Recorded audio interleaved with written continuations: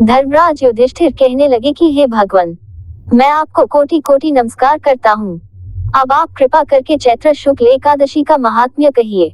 श्री कृष्ण कहने लगे कि हे धर्मराज, यही प्रश्न एक समय राजा दिलीप ने गुरु वशिष्ठ जी से किया था और जो समाधान उन्होंने किया वो सब मैं तुमसे कहता हूँ। प्राचीन काल में भोगीपुर नामक एक नगर था। वहां पर अनेक ऐश्वर्यों से युक्त पुंडरीक नाम का एक राजा राज्य करता था। भोगीपुर नगर में अनेक अप्सरा, किन्नर तथा गंधर्व वास करते थे। उनमें से एक जगह ललिता और ललित नाम के दो स्त्री पुरुष अत्यंत वैभवशाली घर में निवास करते थे। उन दोनों में अत्यंत स्नेह था, यहाँ तक कि अलग अलग हो जाने पर दोनों व्याकुल हो जाते थे। एक समय पुंडरीक की सभा में अन्य गंधर्वों सहित ललित भी गान कर रहा था। गाते गाते उसको अपनी प्रिय ललिता का ध्यान आ गया और उसका स्वर भंग होने के कारण गाने का स्वरूप बिगड़ गया। ललित के मन के भाव जानकर कारकोट नामक नाग ने पद भंग होने का कारण राजा से कह दिया। तब पुंडरीक ने क्रोधपूर्वक कहा कि तू मेरे सामने गाता हुआ अपनी स्त्री का स्मरण कर रहा है, अतः तू कच्चा मांस और मनुष्यों को खाने वाला राक्षस बनकर अपने किए कर्म का फल भोग। पुंडरीक के श्राप से ललित उसी क्षण महाकाय विशाल राक्षस हो गया। उसका मुख अत्यंत भयंकर, नेत्र सूर्य चंद्रमा की तरह प्रदीप तथा मुख से अग्नि निकलने लगी। उसकी नाक पर्वत की कंदरा के समान विशाल हो गई और गर्दन पर्वत के समान लगने लगी। सिर के बाल पर्वतों पर खड़े वृक्षों के समान लगने लगे तथा भुजाएं अत्यंत लंबी हो गई। कुल मिलाकर उसका शरीर 8 योजन के विस्तार में हो गया। इस प्रकार राक्षस होकर वह अनेक प्रकार के दुख भोगने लगा।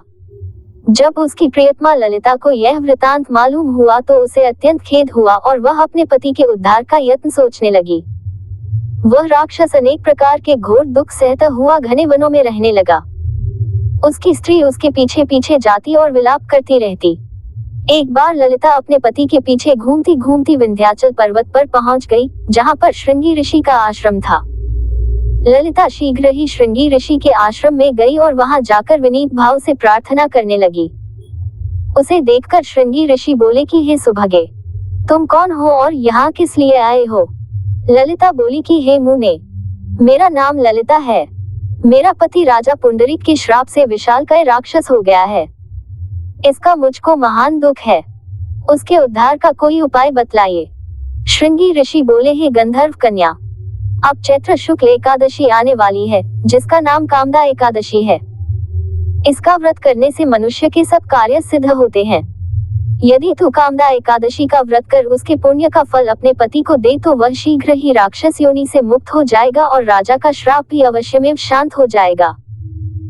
मुनि के ऐसे वचन सुनकर ललिता ने चैत्र शुक्ल एकादशी आने पर उसका व्रत किया और द्वादशी को ब्राह्मणों के सामने अपने व्रत का फल अपने पति को देती हुई भगवान से इस प्रकार प्रार्थना करने लगी, हे प्रभु, मैंने जो ये व्रत किया है इसका फल मेरे पतिदेव को प्राप्त हो जाए, जिससे वह राक्षस योनि से मुक्त हो जाए। एकादशी का फल देते ही उसका पति राक्षस योनि से मुक्त होकर अपने पुराने स्वरूप को प्राप्त हुआ। फिर अनेक सुंदर वस्त्राभूषणों से युक्त होकर ललिता के साथ विहार करने लगा। उसके पश्चात वे दोनों विमान में बैठकर स्वर्गलोक को चले गए।